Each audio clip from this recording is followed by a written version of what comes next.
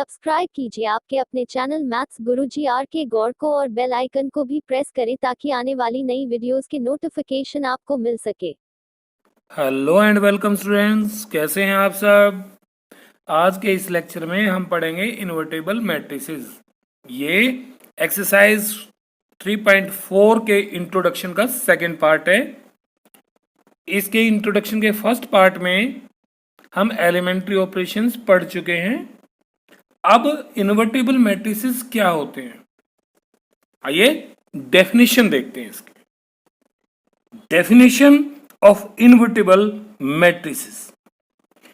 If A is a square matrix of order m, यानी कि A square matrix हो, उसका ऑर्डर m मतलब सेकेंड ऑर्डर की हो सकती है, थर्ड ऑर्डर की हो सकती है। And if there exist another matrix of the same order, same order मतलब m ऑर्डर का ही एक और मैट्रिक्स अगर एग्जिस्ट करता है, सच दैट इस तरह से कि A B equal to B A equal to I, I is identity matrix of same order, means I का ऑर्डर भी एम होगा।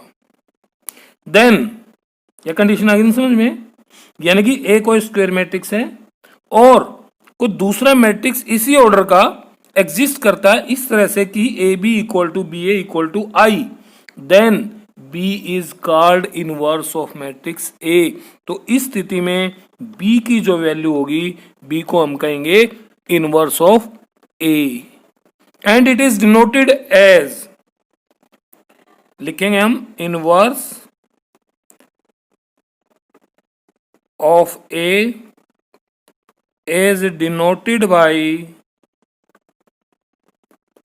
A इनवर्स, यानी कि A की पावर -1। ठीक है, इसको क्या पढ़ते हैं हम, A इनवर्स। बात समझ गए।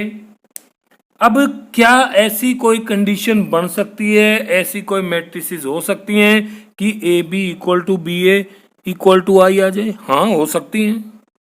और उस स्थिति में हम ए के लिए बी को इनवर्स कहते हैं, है ना। ए का इनवर्स बी, क्लियर होगी बात।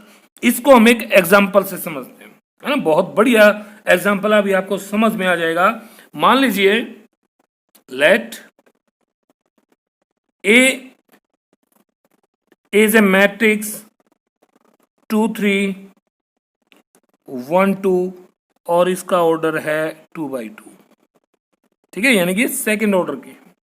और बी को भी अज्यूम कर लीजिए एंड बी इक्वल टू, अब ये मैं है ना सोच समझ के पहले से ही सही ढंग से अज्यूम कर रहा हूं ताकि कंडीशन सेटिस्फाई हो। 2 - 3 -1 2,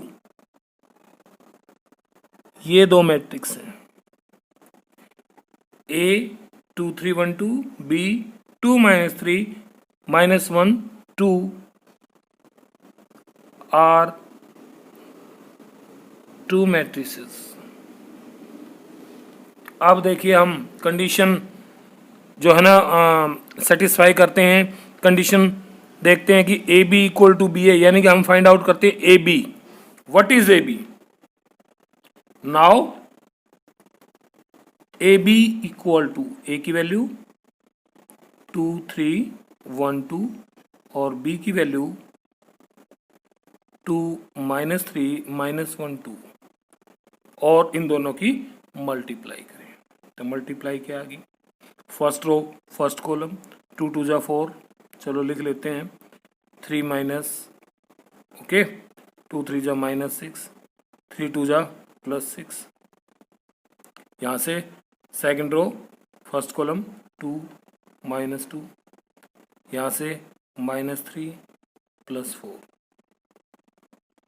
तो व्हाट वी गेट, ध्यान से देखिए, 4 - 3 1 6, ये 0 हो गया, ये भी 0 हो गया और ये 1 आ गया। व्हाट इज दिस, क्या है ये है identity matrix of two order, यानी कि सेम ऑर्डर।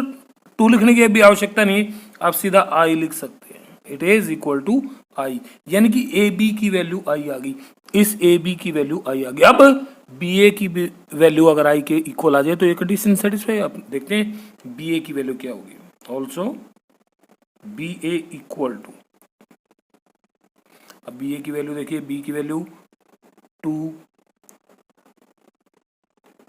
-3 -1 2 और ए की वैल्यू है 2 3 1 2।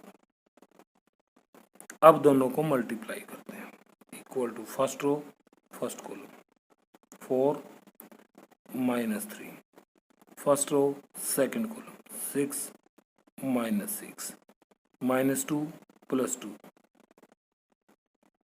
और इसकी मल्टीप्लाई इसके साथ -3 2 2 जा +4। Now what we get 1 0 from here 0 1 and it is equal to I। Clear? आप चाहें तो इसको इक्वेशन 1 और इसको इक्वेशन 2 कह सकते हैं। इस स्थिति में क्या होगा, now we can observe that for given values of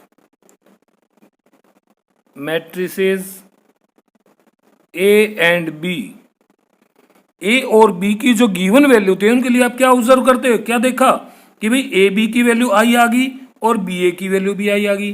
we observe that A B equal to B A और equal to I is satisfied, is satisfied. हो गया ये कंडीशन सेटिस्फाइड। इट मीन्स जब ये कंडीशन ऐसे सेटिस्फाई हो जाए तो therefore B is inverse of A. It means we can write A inverse equal to B. बात समझ में आ गई? अब डियर स्टूडेंट यहां एक बात और बताना चाहूंगा मैं आपको, क्योंकि डेफिनेशन में हमने ए से स्टार्ट किया था तो ए का ही इनवर्स है बी, बट एग्जाम्पल की बात करें ए और बी कोई भी दो मैट्रिक्स है और दोनों मैट्रिक्स के लिए ये कंडीशन सेटिस्फाई होगी। इसका मतलब ए का इनवर्स बी है और बी का इनवर्स ए होगा। समझ गए ना? यहां कोई जरूरी नहीं था कि बी ही इनवर्स होगा। हर कंडीशन में अगर ये कंडीशन सेटिस्फाई होती है तो ए बी का इनवर्स है और बी ए का इनवर्स होगा। समझ गए बात? ओके। अब एक बात और इसमें हम ऐड करना चाहते हैं, यूनिकनेस ऑफ इनवर्स। ओके, अब हम करते हैं, इंपॉर्टेंट है यूनिकनेस ऑफ इनवर्स। यानी कि अगर किसी मैट्रिक्स का इनवर्स एग्जिस्ट करता है तो वो यूनिक होता है, एक ही होता है। किसी भी मैट्रिक्स का इनवर्स केवल एक होगा, एक से ज्यादा नहीं होगा। The inverse of A square matrix if exist is unique. Statement आगे समझ में? तो हम इसको प्रूव करते हैं, इसको सिद्ध करते हैं कि कैसे इनवर्स किसी मैट्रिक्स का एक ही होगा, यानी कि यूनिकनेस ऑफ इनवर्स कैसे प्रूव करें। Let A B any square matrix of order M. Okay, और इसका इनवर्स एग्जिस्ट करता है, ठीक है। और एक नहीं, हम मान के चलते हैं भाई इसके दो इनवर्स हो सकते हैं। Okay, if possible let B and C be two inverses of matrix A। ठीक है, क्या मान लिया कि भाई A कोई स्क्वायर मैट्रिक्स है जिसका ऑर्डर M है, और अगर पॉसिबल है तो मान लीजिए कि B और C इसके दो इनवर्स हैं। ठीक है, हमें पता है कि होगा नहीं, यूनिक होता है, बट मान के चलते हैं। तो इस स्थिति में हमें प्रूव क्या करना पड़ेगा कि बी और सी इक्वल हो गया यूनिक। हमने मान लिया कि भी एक इसका इनवर्स बी है और एक सी है, लेकिन अगर ये दोनों इक्वल हैं तो इसका मतलब कि एक इनवर्स आएगा भाई। सो लिख भी सकते हैं, so we have to show that B equal to C. ये प्रूव कर दें तो हमारा काम चल जाएगा। अब ये कैसे प्रूव करेंगे, ठीक है। अब देखिए, एज, क्योंकि इसके दो इनवर्स मान लिए तो पहले बी को लेकर के चलते। As B is inverse of A, then अगर बी इनवर्स है तो बी उस कंडीशन को, इनवर्स वाली कंडीशन को सेटिस्फाई करेगा। Then A B equal to B A equal to I satisfy होगी। यस, इसको मान लेते equation 1। Also as C is inverse of A, then अगर, क्योंकि सी बी इसका इनवर्स है तो सी बी इस कंडीशन को सेटिस्फाई करेगा, मींस बी की जगह सी लिखें, यानी कि A C equal to C A equal to I, और इसको हम इक्वेशन 2 कह देते हैं। क्लियर है, कोई दिक्कत नहीं है भाई। दो अगर इसके इनवर्स एग्जिस्ट करेंगे तो दोनों इस कंडीशन को सेटिस्फाई करेंगे। ये हमने अभी इन्वर्टेबल मैट्रिसेस की डेफिनेशन में पढ़ा था। अब देखिए डियर स्टूडेंट, हम बी को लेकर के चलते हैं। नाउ ध्यान से देखना, बी को हम कैसे लिख सकते हैं। बी को ले लो, सी को ले लो, कोई फर्क नहीं पड़ता। अगर किसी मैट्रिक्स की मल्टीप्लाई आई से करें तो मैट्रिक्स एज इट इज आता है, या आई बी लिखो। अब इसमें और बी में ये तीनों इक्वल हैं, तो मैं बी को क्या लिख सकता हूं, पी इंटू आइडेंटिटी मैट्रिक्स लिख सकता हूं ना। ओके, अगर इसको लिख सकता हूं तो बी एज इट इज, और आई की वैल्यू यहां से सी में ले लो। अगर आप बी लेके चले हो तो आई की वैल्यू किस में लोगे, सी में। अगर सी यहां लेके चलोगे तो बी में लिख देंगे। तो आई की वैल्यू क्या बनेगी, क्या आई की वैल्यू यहां हम ए सी नहीं लिख सकते, लिख सकते हैं। तो मैं लिख दूं ए इंटू सी, बोलो सही है। और अब इसको हम किसी न किसी तरह से केवल सी में के लिए छोड़ेंगे, केवल सी बचना चाहिए। तो मैं क्या करूंगा, इसका मतलब ये भी है कि भाई associativity of product of matrices exist करती है। इसका मतलब बी ए सी भी लिख सकता हूं, या बी और ए को इकट्ठा कर लूं इनटू सी। सी तो मुझे चाहिए चाहिए क्योंकि इक्वल करना है, तभी मेरा जो है ना इसका प्रूफ सोल्व होगा। तो मैं इस बी को और ए को इकट्ठा कर लेता हूं, बी ए इंटू सी। ये बात समझ में आ गई क्यों associativity of product of matrices. Okay, क्योंकि सारे स्क्वायर मैट्रिक्स हैं, सेम ऑर्डर के हैं, तो इसमें कोई प्रोडक्ट जो है वो तो सेटिस्फाई होगा ही होगा, वो तो पॉसिबल होगा ही होगा। तो हमने एसोसिएटिविटी लगा दी इसकी। अब इसी को आगे बढ़ा लें, बी ए की वैल्यू देखिए, यहां से बी ए की वैल्यू क्या है, आई है।